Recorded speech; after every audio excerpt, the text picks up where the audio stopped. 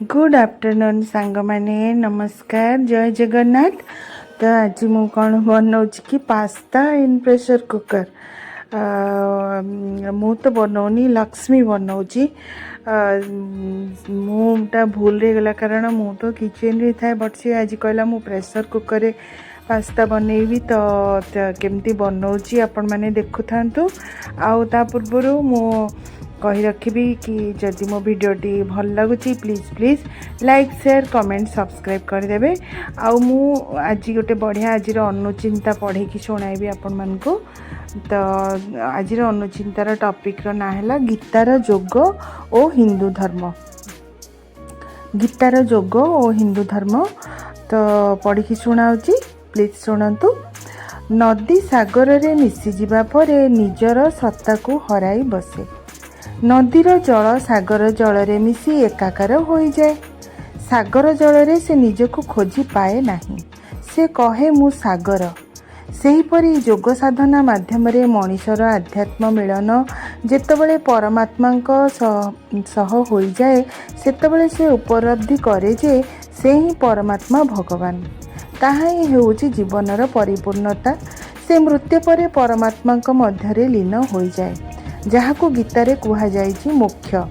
एही मोक्ष एते सहजरे आसे नाही, सेतिपई गभीर जोग साधना आवश्यक।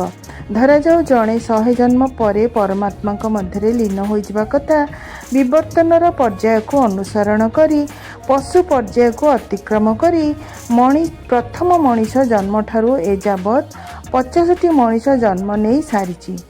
जदि से जोगर पथ अनुसरण करे तार सेही जन्म रे आहुरी अनेक गुड़िए जन्म को अतिक्रम करिजिबो किंबा अवशिष्ट 85 जन्म को अतिक्रम करी परमात्मा रे लीन हो जिबार संभावना रहिछि। एहा ही हेउछि पुरातन जोगर पद्धति। गीतार जोग एही मोक्ष उपरे अधिक गुरुत्व देइछि। सेतिपई प्रायतः गीतार अधिकांश अध्याय रे मोक्षर कथा कुहा जाइछि। सनातन हिंदू धर्मर लोक माने पथभ्रष्ट होई विभिन्न देवादेवी को पूजार्चना करी मोक्ष प्राप्ति आशा करिथांती। सेमाने भाबिथांती समुद्र रे गाधैबा जहा नदी पोखरी रे गाधैबा ताहा। एहा ही होछि सेमानंकर भ्रम।